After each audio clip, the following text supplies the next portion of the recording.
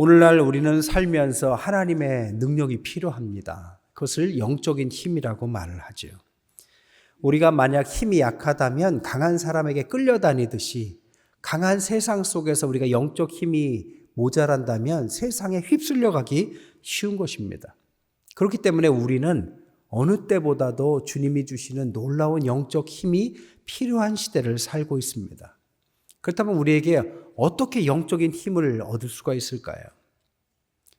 답은 간단합니다. 세상보다 하나님을 더 가까이 하고 하나님 중심으로 살고 예수 그리스도를 체험하면서 살면 되는 거죠. 오늘 본문이 바로 그런 이야기입니다. 예수님께서 죽음을 앞두시고 그가 이 땅에서 떠나시면 제자들이 이 험난한 세상 속에서 어떻게 버틸까 걱정하시고 아주 중요한 제자 셋을 데리고 저 산에 올라가셔서 변모했던 변화산 사건, 우리가 잘 아는 변화산 사건이 오늘 본문입니다. 오늘 이 본문을 가지고 저는 우리가 이 시대에 필요한 영적인 힘에 관한 세 가지 교훈, 가르침을 함께 은혜 나눌까 합니다. 첫 번째 뭐냐? 이 변화산 사건의 목적이 무엇이냐? 바로 예수님 자신을 위한 것이 아니라 우리와 같은 제자들을 위해서 변화되셨다라는 것입니다. 새 제자를 데려가시지 않으셔도 돼요. 근데 굳이 데려가신 이유는 그들에게 무언가를 보여주시려고 데려가신 거죠. 12 제자 중에서 항상 데리고 다닐 만한 가장 중요한 세 제자, 베드로, 야고보, 요한을 데리고 가셨습니다. 데리고 가셨는데 거기에 누가 계셨습니까? 구약의 가장 위대한 인물 2명, 모세와 엘리야가 나타나죠. 여러분, 왜 모세와 엘리야일까요? 첫 번째, 모세는 바로 예수님의 변모처럼 하나님의 시내산에서 하나님을 만난 경험이 있습니다. 그런데 모세가 그 하나님을 만나러 갈 때 혼자 간 게 아니에요. 성경에 보면 3명의 동역자를 데려갑니다. 아론과 나답과 아비후. 오늘 세 제자를 데려간 것과 똑같이 3명의 동역자이자 제자를 데려갑니다. 왜요? 하나님을 만나는 것에 대한 증인을 삼기 위해서입니다. 하나님을 만나고 왔어. 이렇게 말만 한 것이 아니라 증인을 삼았습니다. 그 당시에 유대인들은 법적으로 증인이 되기 위해서는 최소한 3명이 필요했다고 합니다. 그래서 3명을 데리고 가서 하나님의 임재와 하나님 주신 말씀을 드러내서 증거를 삼은 것처럼 오늘 예수님께서 변화되셔서 앞으로 그분께서 죽으시고 부활하실 것에 대한 변모된 모습을 보여주신 증인으로 3명의 제자들을 데리고 갔다라는 거죠. 왜요? 제자들이 증인되라고요. 사도행전 1장 8절에 승천하시는 주님께서 뭐라고 하십니까? 성령이 임하시면 너희가 땅끝까지 뭐가 되라? 증인이 되라. 결국에는 이 변모 사건의 목적은 증인 삼으시기 위한 예수님의 배려라는 것입니다. 우리에게 주님의 증거를 보여주신 이유는 증인 삼기 위해서 그 변화된 모습을 굳이 보여주셨다는 거죠. 그럼 또 왜 엘리야입니까? 엘리야는 승천을 했죠. 근데 엘리야에게는 제자 하나가 있습니다. 그게 바로 엘리사죠. 엘리사가 끝까지 쫓아가면서 엘리야의 승천의 모습을 옆에서 지켜보게 하죠. 하나님의 능력을 옆에서 지켜보게 합니다. 왜요? 앞으로 엘리야가 했던 것보다 더 많은 일을 할 수 있게 하기 위해서. 그래서 엘리사가 그에게 뭘 구합니까? 갑절의 영감을 주십시오. 스승님보다 제가 더 큰 은혜가 필요합니다. 왜? 이 땅은 더 혼탁하고 더 많은 일을 하기 위해서는 주님의 능력이 어느 때보다도 더 필요하기 때문입니다. 그래서 갑절의 영감을 필요로 했고 그것을 경험시켜 준 것이죠. 우리가 사는 세상을 고린도후서 4장 3절부터 6절에 보면 이 세상에는 세상을 혼미케 하는 신이 있다라고 성경은 쓰여져 있습니다. 우리가 사는 것이 만만치 않습니다. 다시 한번 그림 한번 볼까요? 라파엘로의 그림에도 저 산 위에 변화산만 그린 것이 아니라 반대로 세상을 그려놨어요. 근데 누가 봐도 반 딱 잘라서 위는 환하고 밑은 까맣습니다. 위는 빛이 있고 밑에는 그림자가 어두움이 있는 거죠. 됐습니다. 세상은 어둡다라는 것을 표현하는 것이죠. 여러분, 이 혼미한 세상 가운데 우리는 주님의 빛이 아니면 살아갈 능력이 부족합니다. 그래서 빛나는 주님의 빛을 비춰 주시겠다라는 거죠. 에베레스트 이야기라는 책에는 존 크라카우어의 간증이 쓰여져 있어요. 존 크라카우어라는 사람이 에베레스트 산을 여러 명과 등반을 합니다. 산 정상을 얼마 남겨놓지 않고 호흡곤란이 오고 몸에 문제가 와요. 그래서 더 이상 산까지 못 가겠다라고 하산을 결정합니다. 다 같이 내려오는데 산에 폭풍우가 몰아치기 시작해요. 눈보라와 번개와, 그리고 나서 날씨가 갑자기 어두워지면서 방향을 잃습니다. 눈보라는 그치지 않고 어두워서 한 치 앞이 보이지 않아요. 그래서 그들이 어쩔 수 없이 더 내려가지 못하겠다 하고 텐트를 칩니다. 너무 어두워서 그냥 이 자리에 머물자, 그렇게 결정을 한 거죠. 그리고 나서 아침에 이제 해가 뜨고 날씨가 잠잠해졌을 때 이 주인공이 밖으로 나와보고 깜짝 놀랍니다. 왜? 텐트 친 자리 바로 앞에가 천길 낭떠러지였다고 합니다. 그러니까 그냥 만용을 부리고 앞으로 갔으면 다 같이 큰 사고가 날 뻔한 거죠. 그리고 나서 그가 책에 뭐라고 썼느냐?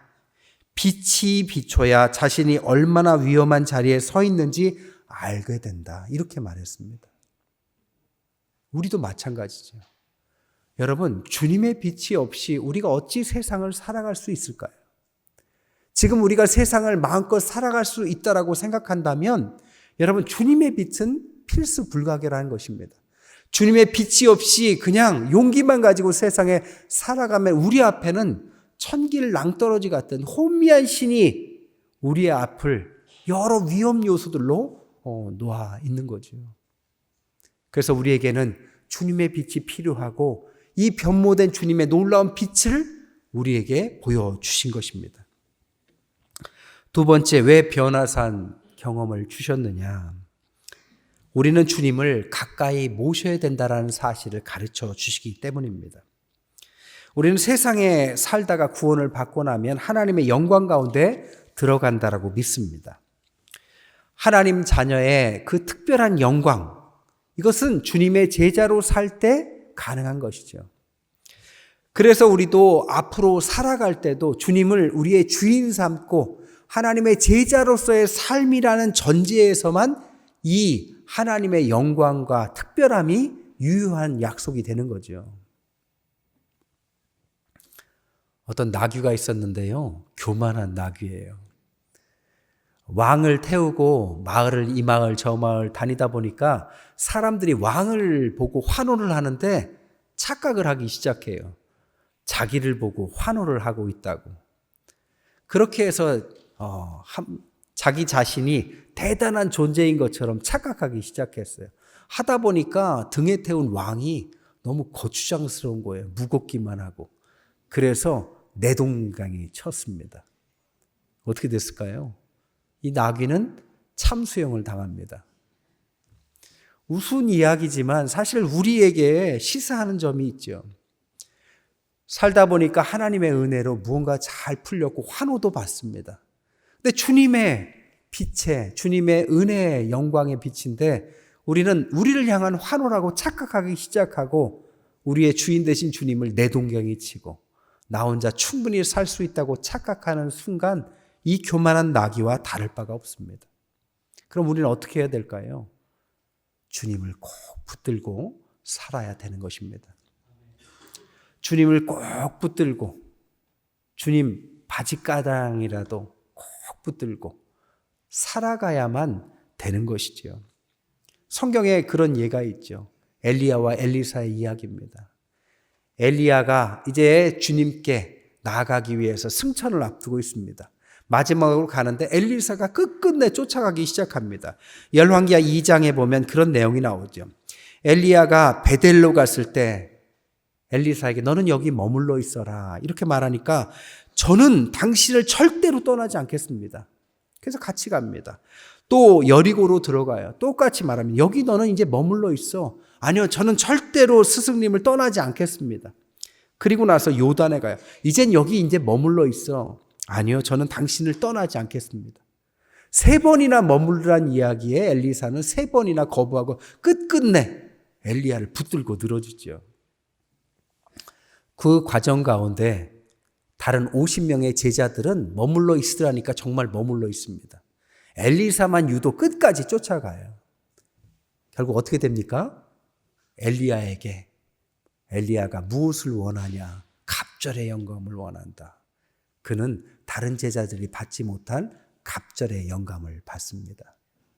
여러분, 신앙은 주님 붙들고 가는 겁니다. 뭐 고상한 신앙, 신사적인 신앙 다 좋지만 저는 원초적인 신앙은 주님 붙들고 가는 것이 저는 신앙이라고 생각합니다. 옛날에 어떤 선배 목사님이 저에게 그런 충고를 해주셨어요. 자신의 과거를 얘기하시면서 자기가 모셨던 목사님이 굉장히 무서웠던 목사님이셨대요. 너무 목사님이 무섭고 뭐 말만 하면 하도 불호령이 내려가지고 아무도 가까이 못하는 거예요. 혼날까 봐. 근데 유독 이 목사님만 그 옆에서 편안하게 같이 계시고 그 목사님도 다른 분하고는 다르게 그 목사님에게만 편안하게 그렇게 대화를 했다라는 겁니다.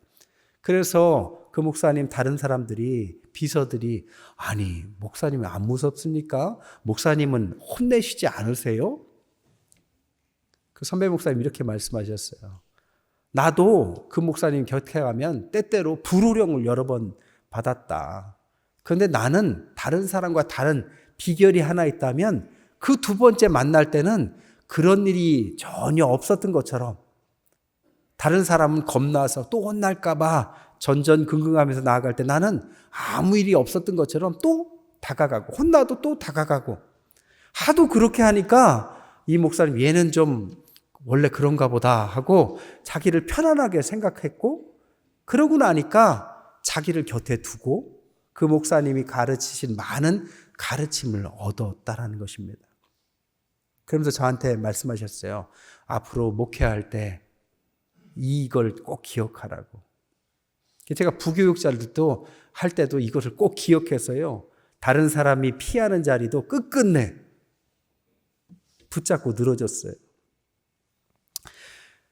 여러분, 엘리사는 끝끝내 붙잡고 늘어집니다. 그랬더니 갑절을 요구했고 그것을 받았어요. 성경에 보니까 50명 이상의 천사를 엘리야는 만났지만 엘리사는 100명 이상의 천사와 대장 라파엘도 만납니다.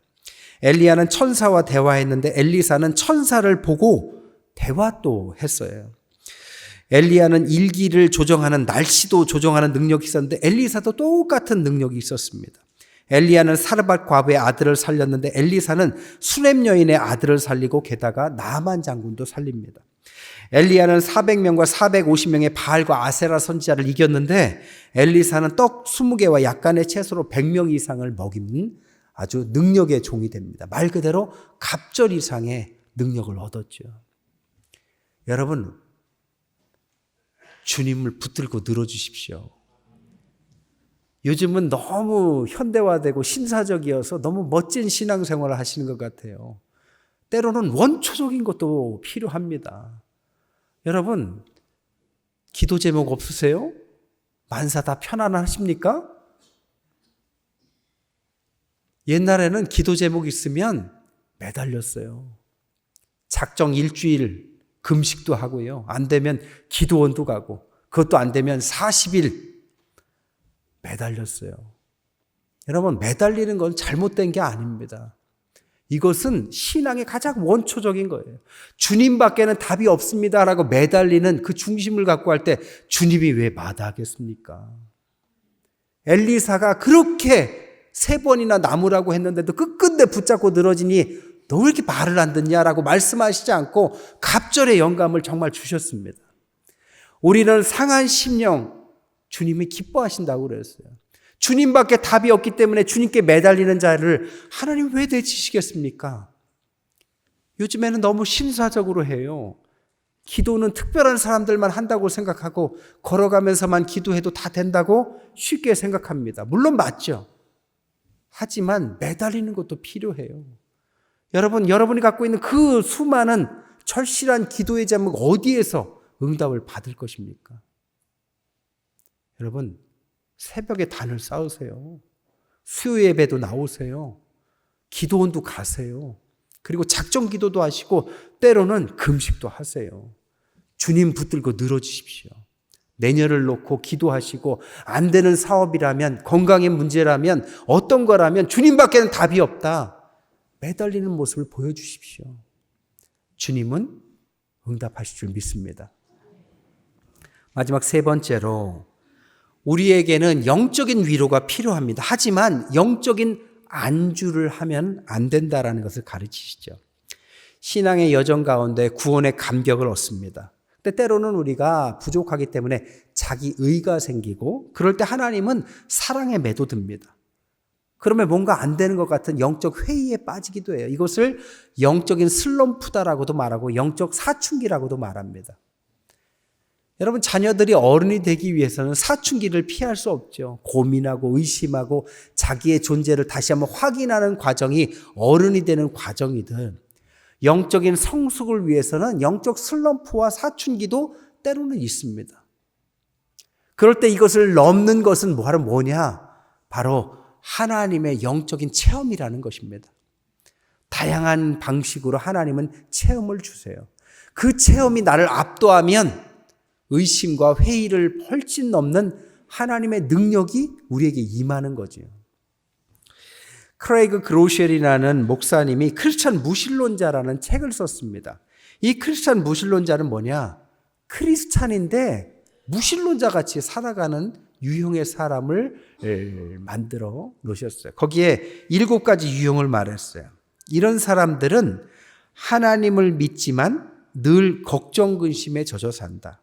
이런 사람은 하나님을 믿지만 죄로 인한 수치심의 감옥에 갇혀 산다. 하나님을 믿지만 기도 응답에 대한 믿음 없이 산다. 하나님을 믿지만 어떻게 해서든 행복해지고 싶어 한다. 하나님을 믿지만 아직 돈을 더 믿는다.